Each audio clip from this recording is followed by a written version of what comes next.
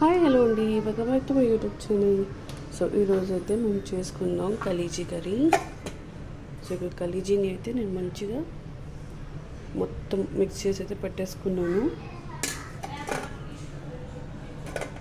Onions cut చేసుకున్నాను, ginger garlic paste, oil అయితే వేడవుతుంది.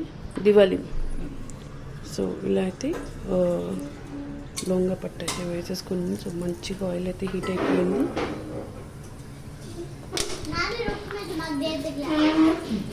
So ఇప్పుడు ఆనియన్స్ అనేవి వేసేసుకుందాం.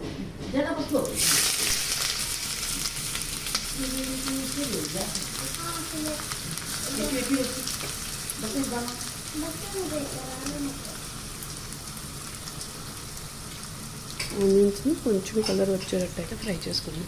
సో ఆనియన్స్ అయితే ఒక మంచి కలర్ వచ్చేసింది.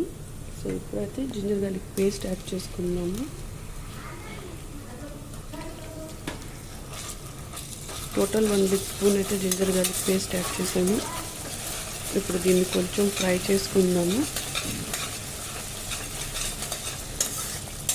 ఇది మొత్తం ఫ్రై అయ్యేంత వరకు నేనైతే ఇందులో పెరుగు, red chilli powder, salt, turmeric and ధనియా పౌడర్ని అయితే మిక్స్ చేసి పెట్టేసుకున్నాను.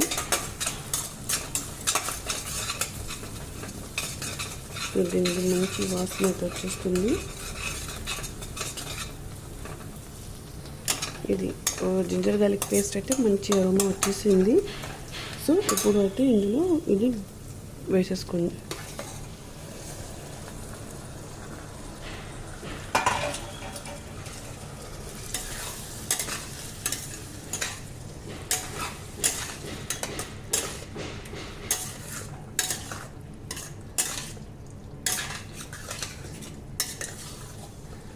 మంచిగా కలుపుకుందాం ఒకసారి.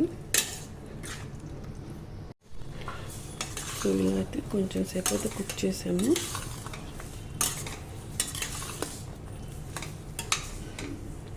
ఇంకా కాస్త వాటర్ లేకైతే వాటర్ వేసేసుకొని కుక్ చేసుకుందాం. విజిల్స్ పెట్టేసుకుందాం. छोटी बड़ी जाएंगे, रुको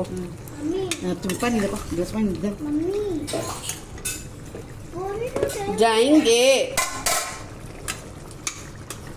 ఇందులో వాష్ చేసి పెట్టిన వాటర్ యాడ్ చేసేసుకుందాం. పూర కలగలుగుతాం. ఇప్పుడు దీన్ని ఒక 10 విజిల్స్ దాకా పెట్టుకుందాం.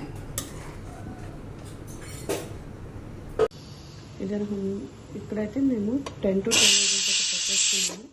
సో ఈ మొత్తం తర్వాత ఓపెన్ చేసి చూసుకుందాం. చూసారా, మొత్తానికి ఆయిల్ అయితే మంచిగా సెపరేట్ అవుతుంది. ఇప్పుడైతే కొబ్బరి వేసేసుకుందాం.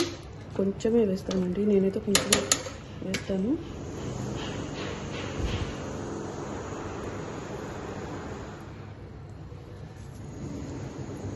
కొంచెమే యాడ్ చేస్తాను నేనైతే.